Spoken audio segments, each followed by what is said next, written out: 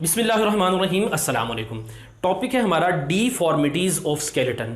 यहाँ पे फॉर्मेशन से मुराद है किसी चीज़ का नॉर्मल तरीके से बनना, जबकि डीफॉर्मेशन से मुराद है एबनॉर्मल डेवलपमेंट। जिस तरह कोई मशीन काम करती है तो उसमें मुख्तलिफ वजूहात की वजह से मुख्तलिफ ख़राबियाँ पैदा हो जाती हैं, बिल्कुल इसी तरह हमारे स्केलेटन के अंदर भी मुख्तलिफ वजूहात की वजह से मुख्तलिफ ख़राबियाँ पैदा हो जाती हैं। उनमें से पहली वजह हम देखते हैं वो है जेनेटिक कॉज, यानी हमारी जीन में होने वाली ख़राबियों की वजह से ये बीमारी होती है। उसमें एक पहली बीमारी है जिसका नाम है क्लेफ्ट पैलेट। क्लेफ्ट से मुराद है डिवाइडेड इनटू टू, कटा हुआ, और पैलेट से मुराद है हमारी ये जो तालू जो कि पैलेटीन बोन की वजह से बनता है। अब गौर करें, ये हमारा ऊपर वाला जबड़ा जो कि खुला हुआ दिखाया गया है, इसकी ये जो हड्डी है जिसके अंदर ये दांत ऊपर वाले गड़े होते हैं, इसका नाम है मैक्सिला, और ये वाली जो हड्डी है ये है पैलेटीन बोन यानी तालू की हड्डी।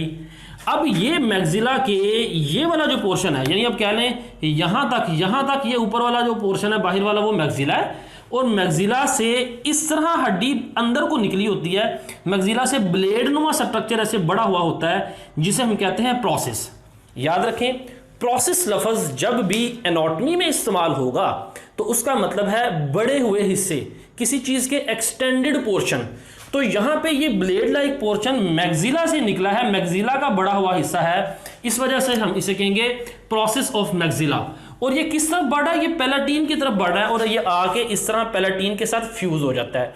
तो इस वजह से ये बड़े हुए हिस्से को हम कहेंगे palatine process of maxilla. Normal condition में ये पैलेटीन के साथ फ्यूज हो जाता है और ये कैविटी सारी बंद हो जाती है और तालू आपको नॉर्मल नजर आता है। लेकिन इस बीमारी में ये पैलेटीन प्रोसेस मैक्सिला के साथ फ्यूज नहीं हो पाता, ये जुड़ नहीं पाता, जिसकी वजह से ये कैविटी, ये खला रह जाता है।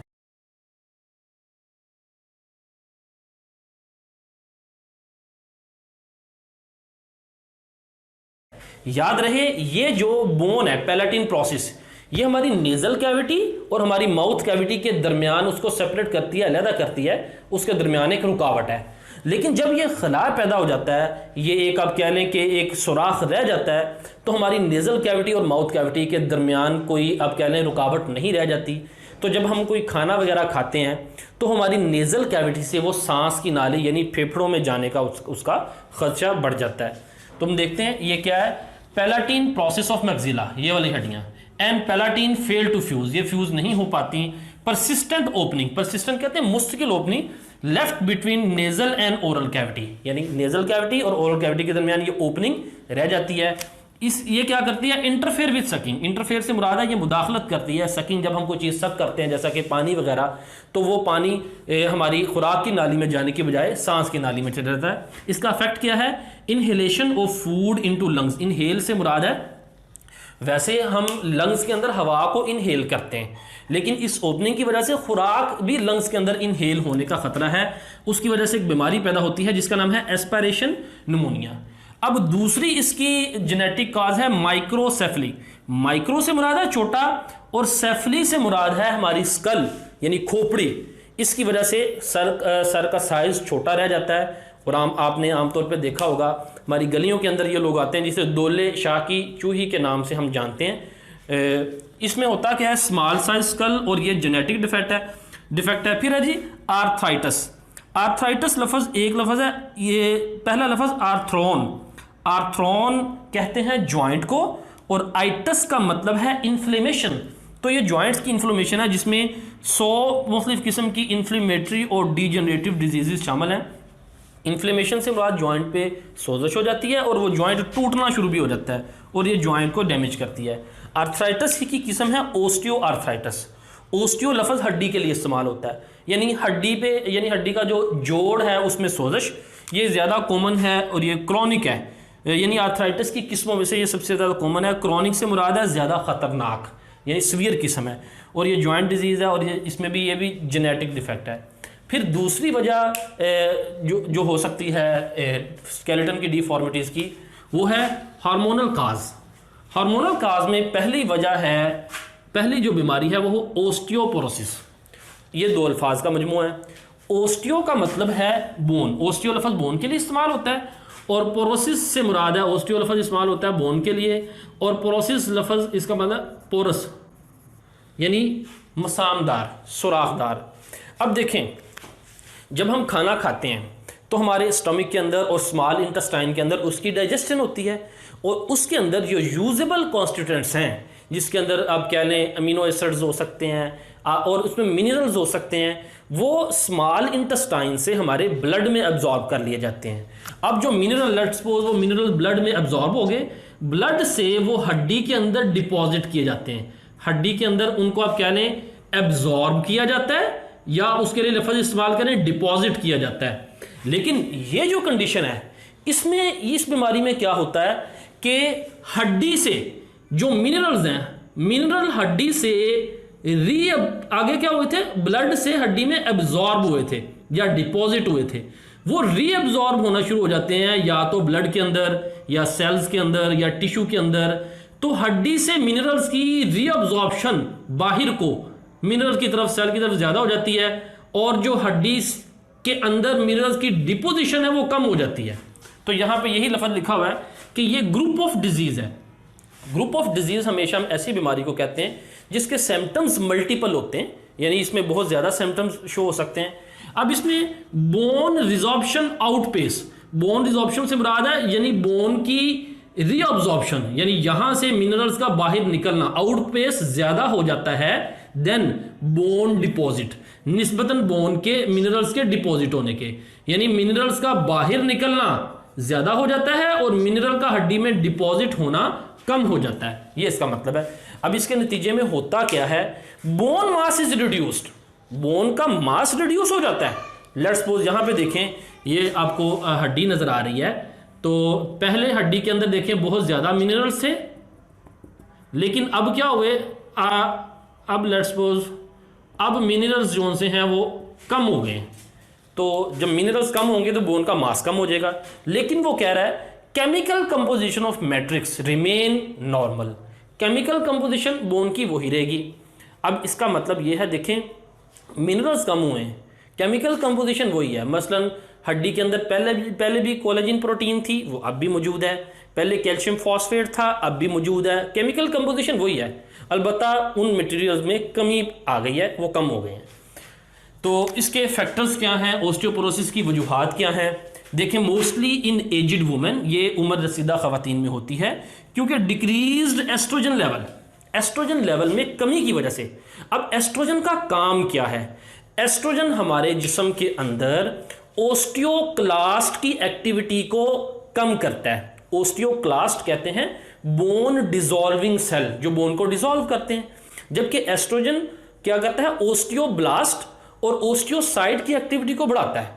ओस्टियोसाइट ये मैच्योर बोन सेल्स हैं और ओस्टियोब्लास्ट बोन फॉर्मिंग सेल हैं जिन्होंने हड्डी को बनाना होता है। जब एस्ट्रोजन कम बनेगा तो अब ये देखें, जब एस्ट्रोजन कम बनेगा तो इसने क्या करना था, ओस्टियोसाइट जो बोन को डिसॉल्व करते हैं उनकी एक्टिविटी को कम करना है। अब उनकी एक्टिविटी ऑटोमेटिकली बढ़ जाएगी, जिसकी वजह से हड्डी जो सी है वो डिसॉल्व होना शुरू हो जाएगी। फिर या इनसफिशिएंट एक्सरसाइज में कमी की वजह से, जब हम एक्सरसाइज कम करते हैं तो हमारी हड्डियां मिनरल्स से रेजिस्टेंट हो जाती हैं, यानी वो मिनरल्स को अपने अंदर डिपॉजिट नहीं कर पाती। Diet poor in calcium and protein, हमारी खुराक में कैल्शियम या प्रोटीन कम होने की वजह से या स्मोकिंग की वजह से भी ये बीमारी हो सकती है। याद रहे ये जो मुख्तलिफ वजूहात हैं, ये वजूहात क्या करेंगी, ये हमारे हार्मोनल बैलेंस को डिस्टर्ब करेंगी, जिसकी वजह से ये ऑस्टियोपोरोसिस डिजीज़ होगी।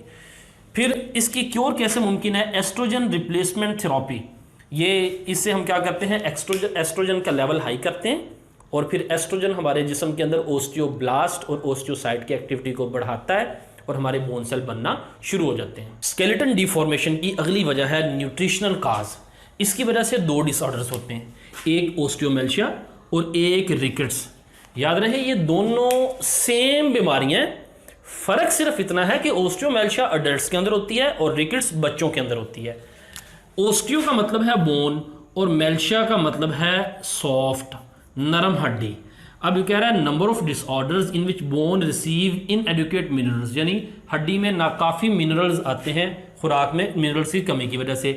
Calcium salts are not deposit, calcium जब हड्डी में जमा नहीं होता तो हड्डी सॉफ्ट हो जाती है, वीकन और कमज़ोर हो जाती है।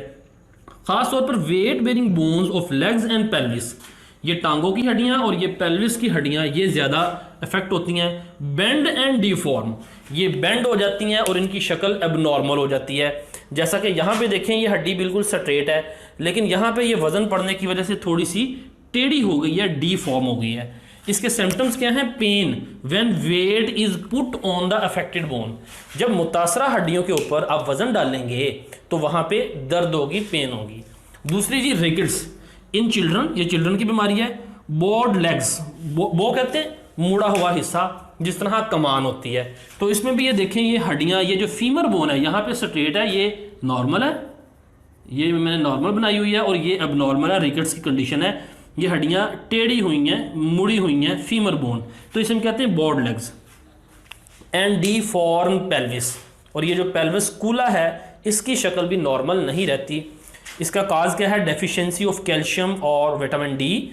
और इसकी ट्रीटमेंट कैसी हो सकती है? विटामिन डी फोर्टिफाइड मिल्क, दूध जिसके अंदर हम आर्टिफिशियल तरीके से विटामिन डी को हमने डाला हो, उसको आप पीने से, या exposing skin to light. Disc slip को, वर्टिब्रल कॉलम की हड्डियों को हम कहते हैं वर्टिब्री, और वर्टिब्री के दरमियान एक कुशन की तरह की नरम डिस्क होती है जिसे हम कहते हैं इंटरवर्टिब्रल डिस्क। ये पैरेट कलर से मैंने दिखाई हुई है, और इस वर्टिब्रल डिस्क की लोकेशन या स्ट्रक्चर में तब्दीली की कंडीशन को हम कहते हैं डिस्क स्लिप। अब ये हमारे पास लेट्स सपोज ये मैंने पिंक कलर से वर्टिब्री दिखाई हुई हैं, ये एक वर्टिब्री है। वर्टिब्री के ऊपर इस तरह से ये एक इंटरवर्टिब्रल डिस्क होती है, और इसके ऊपर दूसरी वर्टिब्री होती है, यानी ये वर्टिब्री और दरमियान में ये इंटरवर्टिब्रल डिस्क। ये इसका साइड व्यू है।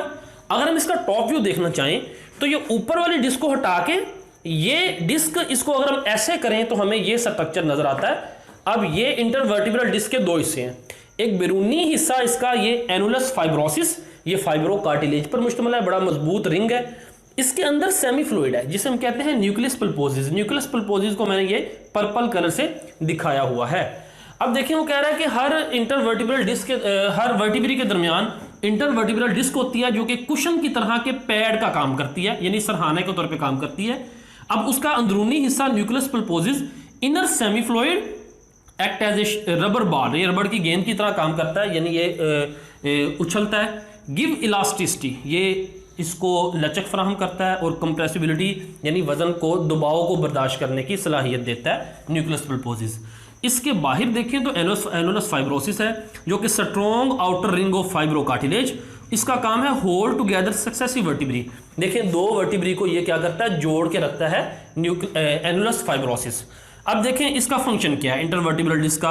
Act as a shock absorber, ये झटकों को बर्दाश्त करती है during walking, running and jumping, और या थोड़ा सा बेंड लिटरली, जब हम लेटरली बेंड करते हैं, लेटरल कहते हैं साइडों को, मसलन इस तरफ बेंड होना या इस तरफ बेंड होना, तो जब हम इन दोनों तरफ बेंड होते हैं तो तब भी intervertebral disc as a shock absorber काम करती है।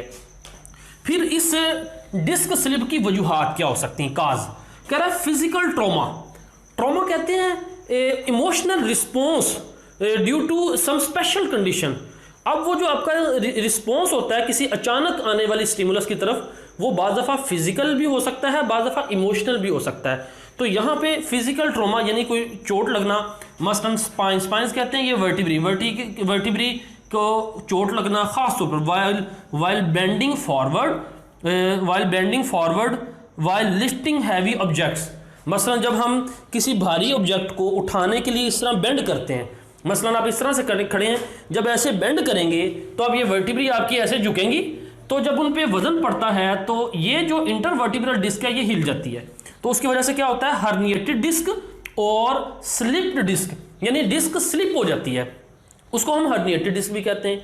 हर्निएटेड डिस्क की मुख्तलिफ कंडीशन है। यहाँ पे एक और चीज़ ज़हन में रखें, ये गलतफहमी यह है कि डिस्क स्लिप का मतलब है कि सारी की सारी डिस्क स्लिप होकर बाहर आ जाती है, ऐसी बात नहीं है, बल्कि इसकी मुख्तलिफ कंडीशन है। देखें अब ये एक नॉर्मल डिस्क आपको नज़र आ रही है, और जब इस पे फ़र्ज़ करें वज़न डलता है तो ये कंडीशन है जी बल्जिंग डिस्क। बल्जिंग से मुराद ये है कि ये बाहर वाला एनुलस फाइब्रोसिस टूटता नहीं है, बल्कि उस पर जब वज़न पड़ता है ना तो वो एक तरफ से एक उसका उभार सा बन जाता है, बड सी बन जाती है, तो उसको हम कहते हैं बल्जिंग डिस्क। और एक दूसरी कंडीशन है जब ये एनुलस फाइब्रोसिस किसी खास जगह से टूट जाता है, जब देखें एनुलस फाइब्रोसिस टूट जाएगा तो अंदर से न्यूक्लियस पल्पोसिस बाहर को निकलेगा। अब यहाँ पे गौर से समझिएगा, ये इसका टॉप व्यू है या साइड व्यू है। ये अंदर से न्यूक्लियस पल्पोसिस निकला और ये निकल के प्रेस कर रहा है ये हमारी देखें स्पाइनल नर्व को। ये येलो कलर में आपको स्पाइनल नर्व नजर आ रही है। अगर यहां से हम देखें तो आपको ये स्पाइनल नर्व्स नजर आ रही हैं और ये दरमियान में स्पाइनल कॉर्ड नजर आ रहा है, और ये ऊपर आपको देखें ये पीछे स्पाइनस प्रोसेस, ये जो पीछे हड्डी होती है हमारी रीढ़ की हड्डी बाहर को निकली दरमियान की, ये स्पाइनस प्रोसेस है। और ये दोनों जोन से ये ट्रांसफर्स प्रोसेस है। और ये जो है यह है सुपीरियर आर्टिकुलर फेसिट। फेसिट ये वर्टिब्री के जॉइंट को कहते हैं। तकरीबन आप कह लें कि ये वाला जो जॉइंट है ना, ये जॉइंट ये फेसिट कहलाते हैं। तो ये वही दिखाया गया है। तो अब देखें दूसरी हर्निएटेड डिस्क में यहाँ पे अंदर से न्यूक्लियस पल्पोसिस, ये यहाँ से फाइब्रस एनुलस फाइब्रोसिस टूटा और न्यूक्लियस पल्पोसिस बाहर निकला और इसने ये देखें स्पाइनल नर्व को प्रेस किया। जब ये स्पाइनल नर्व को प्रेस करेगा, यहाँ से भी देखें स्पाइनल नर्व को प्रेस कर रहा है, तो बहुत ज़्यादा नाकाबिले बर्दाश्त किस्म की दर्द की कैफियत होती है। और यह या तो स्पाइनल नर्व को प्रेस करता है और बाज़ दफ़ा ये दरमियान में जो स्पाइनल कॉर्ड है उसको भी जाके प्रेस करता है। तो इतनी शदीद दर्द होती है, एक किस्म की हड्डी इमोबलाइज हो जाती है। अब आगे हम देखते हैं जी इसके इफेक्ट्स। ये इफेक्ट्स मैंने बता दिए। रप्चर ऑफ एनुलस फाइब्रोसिस, यानी ये एनुलस फाइब्रोसिस का टूटना, ये यहाँ से टूट गया है। Followed by the protrusion of spongy nucleus pulposus, यानी उसके बाद प्रोट्रूजन कहते हैं बाहर निकलना। जिस तरह ये न्यूक्लियस पल्पोसिस प्रोट्रूड कर रहा है, बाहर निकल रहा है, और स्पंजी न्यूक्लियस पल्पोसिस ये नरम न्यूक्लियस पल्पोसिस होता है। इफ प्रोट्रूजन से बाहर ये जो बाहर चीज निकली है यानी nucleus pulposus, press on the spinal cord और स्पाइनल नर्व। अगर ये स्पाइनल नर्व पे जिस तरह देखें प्रेस कर रहा है, या स्पाइनल नर्व पे प्रेस कर रहा है या ये स्पाइनल कॉर्ड को प्रेस करे, तो होता क्या है, एक्साइटिंग फ्रॉम द कॉर्ड। तो ये जो नर्व होती है ये स्पाइनल कॉर्ड से एक्साइटेड होती है, जनरेट पेन और even destruction of nervous system वहां से डिस्ट्रॉय हो जाता है। अब इसकी अगर हम ट्रीटमेंट की बात करें तो कह रहा है कि ट्रीटमेंट में बेड रेस्ट, यानी इस हड्डी को इमोबिलाइज करना होता है, हरकत ना करे। ट्रैक्शन कहते हैं दो हड्डियों को खींच के अपनी पोजीशन पे लाना। मिसाल के तौर पर लेट्स सपोज यहाँ से अगर कोई हड्डी टूटती है और वो ऐसे हो जाती है तो हम खींच के उसको अपनी ओरिजिनल पोजीशन पे लाते हैं। तो यहाँ पे भी ट्रैक्शन यानी हड्डियों को खींच के ओरिजिनल पोजीशन पे लाया जाएगा। या हम पेन किलर लेते हैं, अगर बहुत ज़्यादा सीवियर कंडीशन हो तो उस वर्टिब्री को सर्जरी के लिए यानी ऑपरेशन के जरिए निकाल दिया जाता है। अब इसी तरह डिफॉर्मिटीज ऑफ स्केलेटन में अगली जो कंडीशन है वो है स्पॉन्डिलोसिस। ये क्या है, इमोबिलिटी और fusion of vertebral joints. Vertebral joints बिल्कुल इमोबिलाइज हो जाते हैं, हरकत नहीं करते, वो आपस में फ्यूजन की वजह से। देखें यहाँ पे जिस तरह ये हर्निएटेड डिस्क, उसके बाद ये अगली जो कंडीशन है thinning of disc.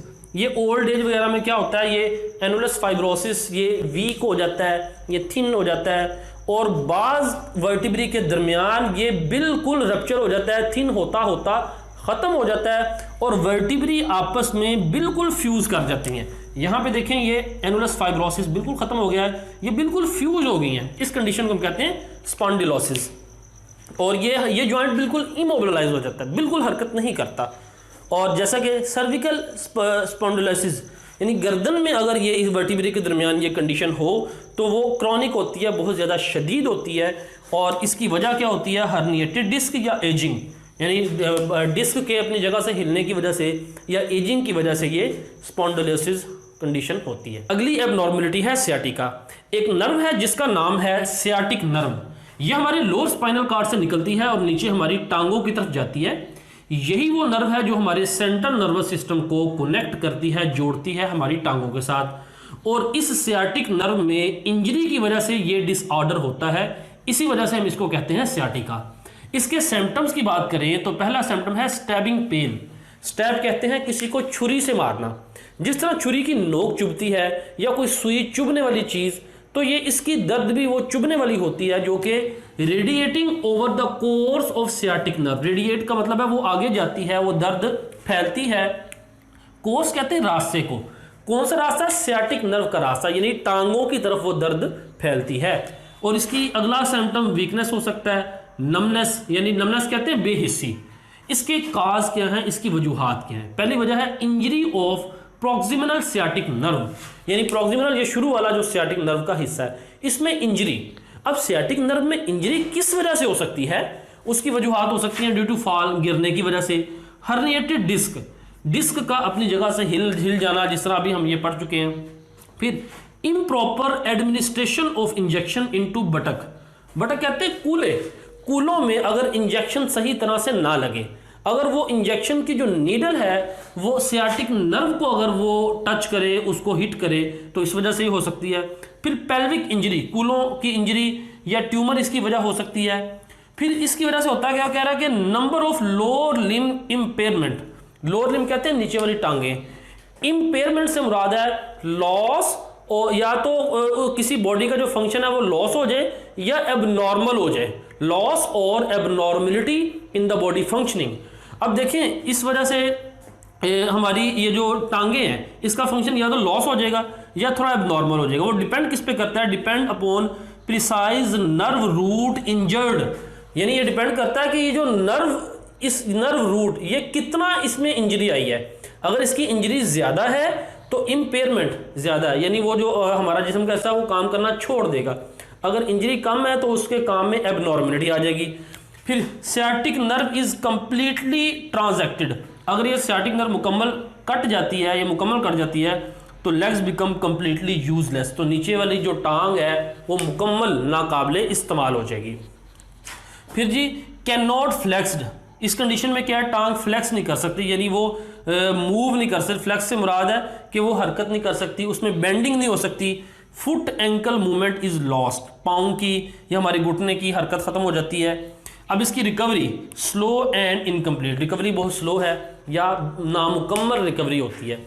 Next abnormality है जी आर्थराइटिस, ये लफ्ज़ निकला है आर्थ्रॉन, आर्थ्रॉन से मुराद है जॉइंट और आइटस से मुराद है इन्फ्लेमेशन, तो इसे हम कहेंगे इन्फ्लेमेशन ऑफ जॉइंट। अब ये इन्फ्लेमेटरी और डीजनरेटिव डिजीज़ है, यानी इसमें सोजश भी होती है और डीजनरेशन, यानी जो जॉइंट है वो डीजनरेट भी होता है, टूटता भी है। सिम्टम के अंदर पेन, स्टिफनेस, स्टिफनेस से मुराद है सख्ती, ऐसी सख्ती जो कि पेनफुल हो, स्वेलिंग हो जाती है जॉइंट्स पे।